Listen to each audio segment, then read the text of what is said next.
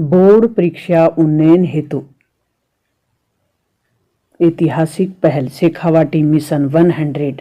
नमस्कार स्टूडेंट्स, आपका अपने चैनल पे स्वागत और अभिनंदन है। आपके बेहतर भविष्य के लिए, आपके सुनहरे भविष्य के लिए इस टीम द्वारा एक बेहतरीन प्रयास किया गया है और ये राजनीति विज्ञान की अपनी PDF है। पढ़ेगा राजस्थान, बढ़ेगा राजस्थान। अगर आप अपने सुनहरे भविष्य के लिए सपना देख रहे हैं, आप अपना और अपने पेरेंट्स के सपनों को पूरा करना चाह रहे हैं, तो ये चैनल आपके लिए है। ये अपने राजनीति विज्ञान का जो शीत युद्ध का दौर चैप्टर से अति महत्वपूर्ण प्रश्नों को पहले डाले हुए हैं। अब जो नए चैप्टर जुड़े हैं, क्योंकि पिछली बार अपने द्वारा इन PDF का सरल और सहज भाषा में विश्लेषण किया हुआ है, मोस्ट इम्पोर्टेंट पर्सन आपको नोट करवाए हुए हैं। आज हम उन्हीं चैप्टरों को पहले करेंगे जिन चैप्टरों को अब की बार जोड़ा है, क्योंकि पिछली बार 30% सिलेबस कोरोना जो लर्निंग गैप रहा उसकी वजह से घटा दिए थे। तो आज हम उन चैप्टरों को करेंगे पहले। और अगर आपको ये PDF चाहिए तो इसका लिंक डिस्क्रिप्शन बॉक्स में आपको मिलेगा, और इससे पहले इसकी PDF के लिए पहले भी वीडियो डाला जा चुका है, आप उसको भी देख सकते हैं, विश्लेषण वाला वीडियो भी देख सकते हैं। और एक महत्वपूर्ण सूचना कि आप जैसे ही 12th अच्छे मार्क्स से क्लियर करके 12th पास करेंगे तो आप किसी न किसी कंपटीशन का एग्जाम देंगे, यानी राजस्थान भर्ती बोर्ड से संबंधित अगर आप किसी भी एग्जाम में बैठने वाले हैं तो राजस्थान GK से संबंधित ऑथेंटिक बुकों का कंटेंट अपने चैनल पे सरल और सहज भाषा में आपके लिए डाला हुआ है, तो आप उसको देख सकते हैं। समकालीन विश्व में अमेरिकी वर्चस्व, समकालीन विश्व राजनीति का अपना एक तीसरा चैप्टर है। समकालीन विश्व में अमेरिकी वर्चस्व, यानी किस तरीके से पहले चैप्टर से सेकंड चैप्टर और सेकंड से थर्ड को रिलेट करते हुए ये NCERT सिलेबस की खूबसूरती है कि एक चैप्टर दूसरे से और दूसरा चैप्टर तीसरे से कोरिलेट है। तो पहले चैप्टर में हमने पढ़ा था कि विश्व 2 ध्रुवों में बटा हुआ था। हमने पहले चैप्टर में पढ़ा कि विश्व 2 ध्रुवों में बटा हुआ था। एक ध्रुव का नेतृत्व अमेरिका कर रहा था तो दूसरे ध्रुव का नेतृत्व सोवियत संघ कर रहा था। अब 1945 से 1991 तक आते आते 1991 में सोवियत संघ का विघटन हो जाता है। विघटन मतलब टूट जाता है। ये 15 राज्यों का एक संघ था तो 15 राज्यों में बिखर जाता है। अब एक ही ध्रुव बचा, तो समकालीन विश्व में अमेरिकी वर्चस्व, एक ध्रुवीय विश्व व्यवस्था, इसे ये भी कह सकते हैं कि एक ध्रुवीय विश्व व्यवस्था। अब एक ही ध्रुव बचा था।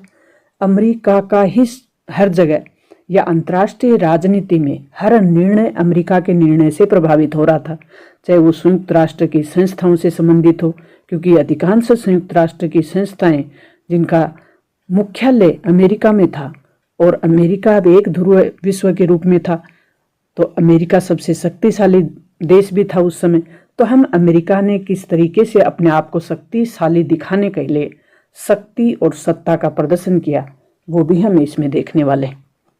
एक ध्रुवीय विश्व व्यवस्था का क्या अर्थ है? तो एक ध्रुवीय विश्व व्यवस्था का अर्थ है कि एक महाशक्ति वाला विश्व है। इराक ने कुवैत पे आक्रमण कब किया?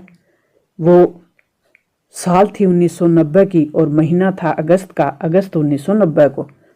कुवैत की मुक्ति के लिए संयुक्त राष्ट्र द्वारा कौन सा अभियान शुरू किया गया था कुवैत मुक्ति के लिए? तो सबसे पहले यही अभियान था अमेरिका का किया हुआ।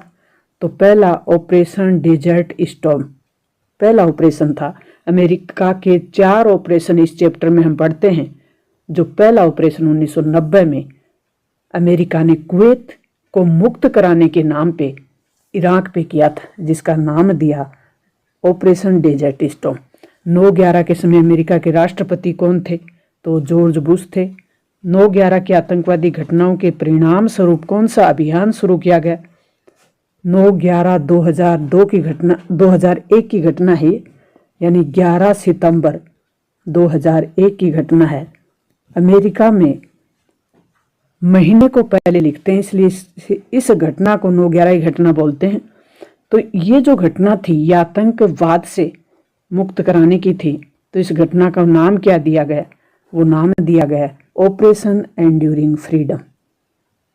आकांक्षाओं का महाजोट किससे संबंधित है? तो ऑपरेशन इराकी फ्रीडम में 34 देशों की सेनाएं जिन्होंने इराक पे हमला किया था ऑपरेशन डेजर्ट स्टॉर्म में, उसे आकांक्षाओं का महाजोट कहा गया। WMD का पूर्ण रूप है वो क्या है? तो WMD का पूरा रूप है वो है weapons of mass destruction. America द्वारा इराक पे आक्रमण से संबंधित निम्न में कौन सा कथन है वो गलत है? तो इस आक्रमण में 40 से अधिक अन्य देशों की सेना शामिल थी। संयुक्त राष्ट्र संघ ने इराक पे आक्रमण करने की सहमति दी थी। आक्रमण इराक को सामूहिक विनाश के हथियार विकसित करने से रोकने के लिए किया गया था। ये इस युद्ध में अमेरिका ने 3000 से अधिक सैन्य कर्मियों को खो दिया था। तो जो गलत है वो चयन करना है, 4th नंबर का अपना ऑप्शन गलत हो जाएगा। हेजेमनी के बारे में कौन सा कथन है वो गलत है? हेजेमनी शब्द का एक राज्य का नेतृत्व या प्रभुत्व कह सकते हैं। इसका इस्तेमाल प्राचीन ग्रीस में एथेंस की प्रबलता को दर्शाने के लिए किया गया था। हेजेमनी एक निश्चित स्थिति होती है, एक बार जो सर्वोच्च बन गया वह हमेशा के लिए सर्वोच्च रहेगा। देश की एक सर्वोच्च स्थिति है जिसके पास चुनौती रहित सैन्य शक्ति है, यानी उसके पास एक अच्छी सैन्य शक्ति है जो चुनौती कोई नहीं दे रहा हो।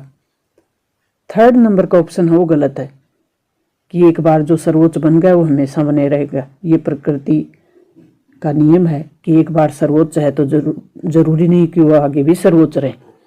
विश्व का पहला बिजनेस स्कूल कहाँ खुला था? तो ये 3rd नंबर का अपना ऑप्शन सही है। अमेरिकी रक्षा विभाग का मुख्यालय है वो कहाँ है?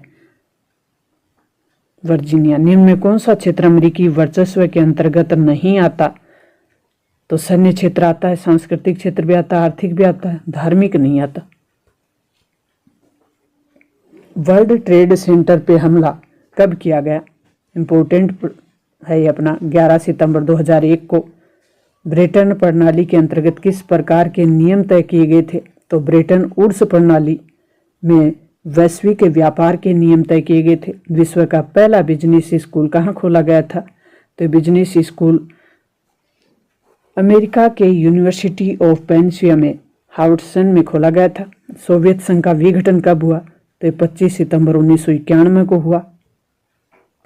अमेरिका की अगुवाई में 34 देशों की सेना, मिलीजुली सेना थी जिसने किस देश पे हमला किया? इराक पे। उसे नाम दिया गया ऑपरेशन डेजर्ट स्टॉर्म।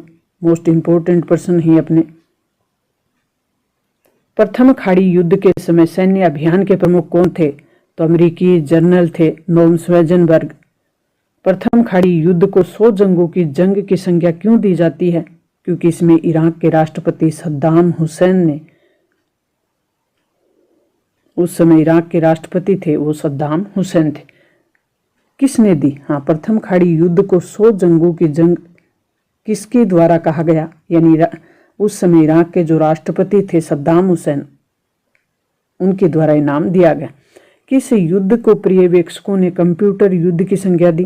प्रथम खाड़ी युद्ध को दिया जाता है कंप्यूटर युद्ध की संज्ञा, जो कि अगस्त 1990 में कुवैत को मुक्त कराने के लिए हुआ था। प्रथम खाड़ी युद्ध के समय अमेरिका के राष्ट्रपति कौन थे? George Bush senior. प्रथम खाड़ी युद्ध का संबंध था, तो प्रथम खाड़ी युद्ध का संबंध 34 देशों की सेनाओं के साथ इराक पे हमले से संबंधित था। एक ध्रुवीय विश्व शक्ति में अमेरिकी वर्चस्व की शुरुआत कब से हुई? तो ये 1991 से हुई, जैसे ही सोवियत संघ विघटित हो जाता है। वर्तमान अंतर्राष्ट्रीय राजनीति की सबसे महत्वपूर्ण उभरी हुई प्रवृत्ति क्या है? एक ध्रुवीय विश्व व्यवस्था उभरी हुई प्रवृत्ति है। 1992 में जॉर्ज बुश सीनियर के बाद अमेरिका के राष्ट्रपति कौन बने थे? तो ये क्लिंटन बने थे।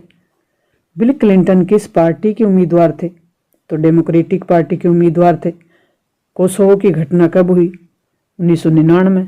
अल-कायदा द्वारा किन 2 दूतावासों पर आतंकी हमले किए गए? 1998 में, एक तो नायरोबी केन्या में, एक दार ए सलाम तंजानिया में।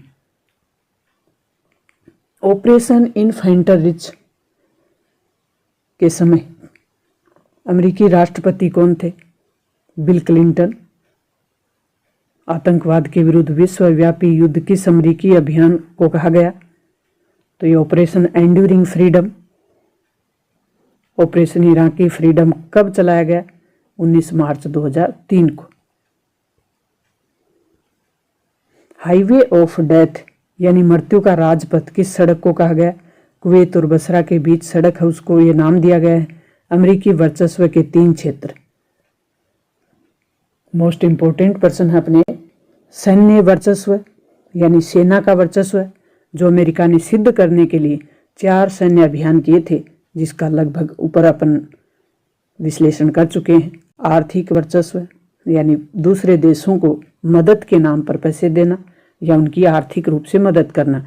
सांस्कृतिक वर्चस्व, खान पान रहन सहन में अमेरिकी जो कल्चर है वो दूसरे देशों में पहुंचना और दूसरे देशों में अमेरिकी कल्चर को श्रेष्ठ साबित करना। ऑपरेशन डेजर्ट स्टॉर्म क्या है? 1991 में संयुक्त राष्ट्र द्वारा अमेरिका के नेतृत्व में कुवैत को इराक से मुक्त कराने के लिए चलाया गया सैन्य अभियान को नाम है वो रखा गया डेजर्ट स्टॉर्म। एकल ध्रुवीयता किसे कहते हैं? एक ध्रुवीयता एकल ध्रुव। मोस्ट इंपोर्टेंट पर्सन है अपना विश्व के सभी देश जब किसी एक विश्व शक्ति को देखकर अपनी कूटनीति का निर्धारण करते हैं या कहें कि अंतर्राष्ट्रीय राजनीति के लगभग फैसले उसी देश के द्वारा प्रभावित होते हैं या तय किए जाते हैं, तो उसे एकल ध्रुवीयता या एक ध्रुवीय विश्व व्यवस्था कहते हैं, जैसे अमेरिका का वर्तमान विश्व व्यवस्था में वर्चस्व है। ऑपरेशन एंड्यूरिंग फ्रीडम पर टिप्पणी लिखनी है। तो 9/11 की घटना के पश्चात अमेरिका ने विश्व से आतंकवाद को समाप्त करने के नाम पर ऑपरेशन एंड्यूरिंग फ्रीडम चलाया था और इस अभियान के मुख्य जो निशाने पे थे वो थे अल-कायदा आतंकवादी ग्रुप और अफगानिस्तान के तालिबानी शासन। ऑपरेशन इनफाइटर रिच क्या है? ये कब चलाया गया? तो अमेरिकी राष्ट्रपति बिल क्लिंटन के समय नैरोबी यानी केन्या, दार ए सलाम यानी तंजानिया में स्थित अपने दूतावासों पे आतंकी संगठन अल-कायदा द्वारा हमले करने की प्रतिक्रिया, ये भी अल-कायदा पे हमले यानी अल-कायदा को ही टारगेट किया जा रहा था। यहाँ भी सूडान और अफगानिस्तान में स्थित अल-कायदा ठिकानों को क्रूज मिसाइलें, कौन सी मिसाइलें? क्रूज मिसाइलों द्वारा ऑपरेशन इन्फेंटर रिच इसको कहा गया। अमेरिकी सांस्कृतिक वर्चस्व को समझाइए। तो सांस्कृतिक वर्चस्व का आशय है सामाजिक, राजनीतिक, विशेषकर विचारधारा के धरातल पर किसी वर्ग का कोई दबदबा स्थापित हो।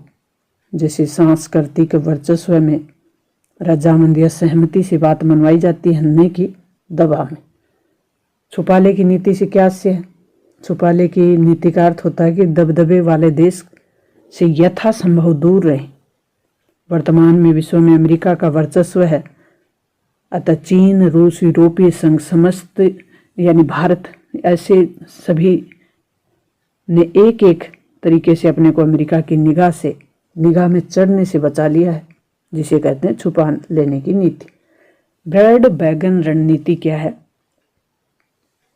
तो बैंड बैगन जो नीति है वह है सबसे जो ताकतवर देश है उसके विरुद्ध संघर्ष या उसका विरोध करने के बजाय उसके वर्चस्व में रहते हुए अवसरों का फायदा उठाना।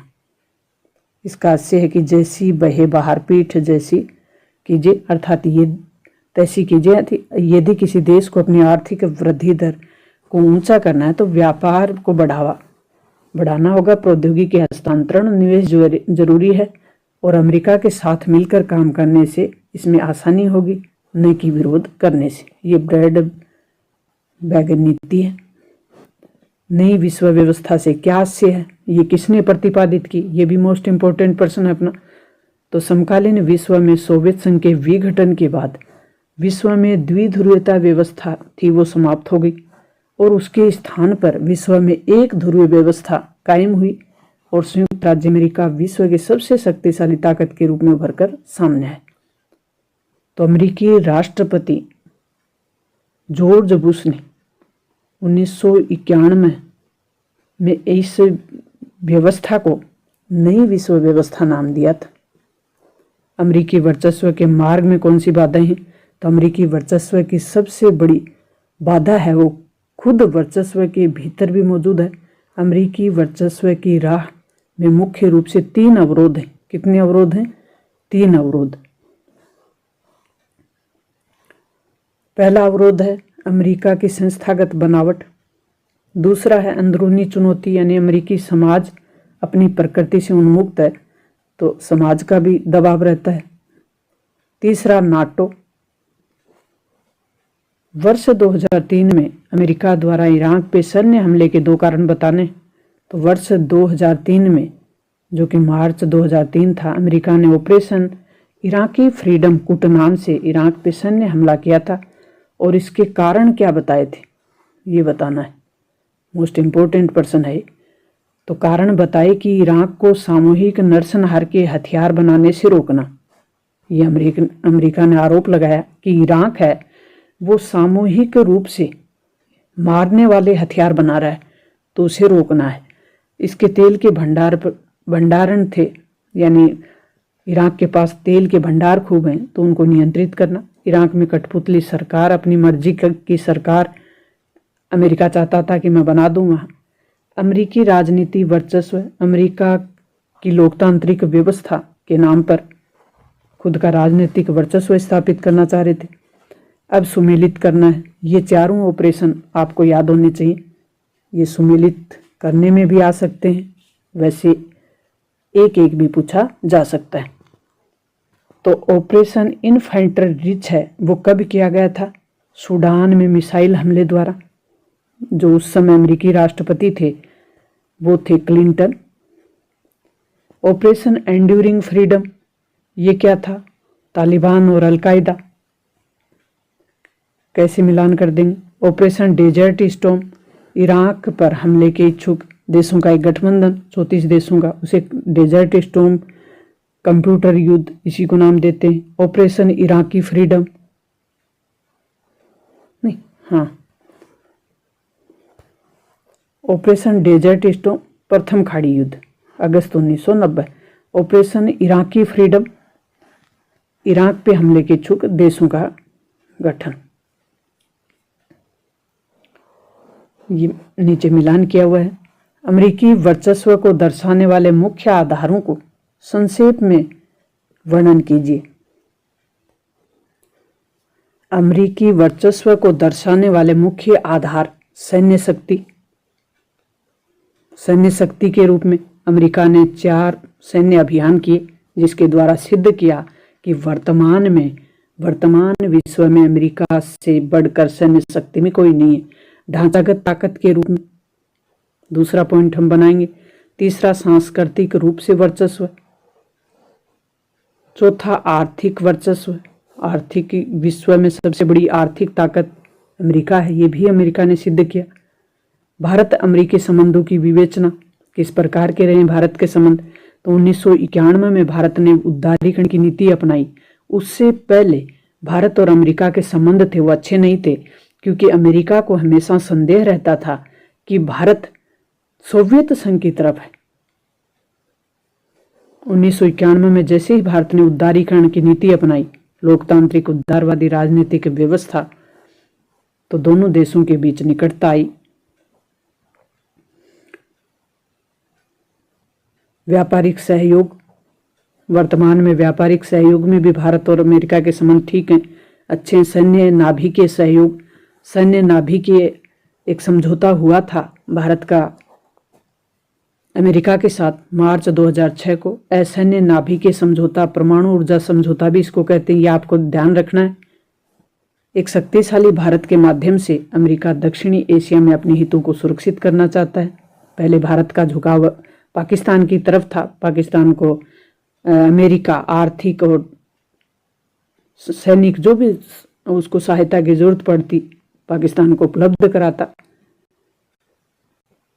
अतः भारत को बड़ा बाजार, बौद्धिक संपदा, भारत एक बड़ा बाजार है, बौद्धिक संपदा वाला देश है, विज्ञान और तकनीकी श्रेष्ठता वाला देश है।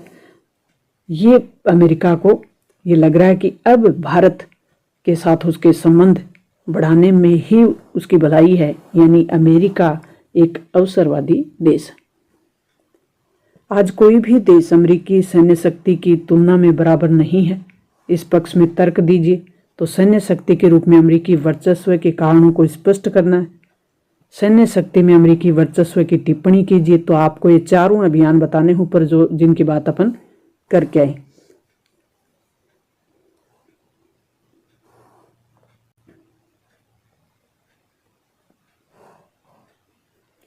अमेरिकी राष्ट्रपति जॉर्ज बुश ने नई विश्व व्यवस्था संज्ञा किसे दी है?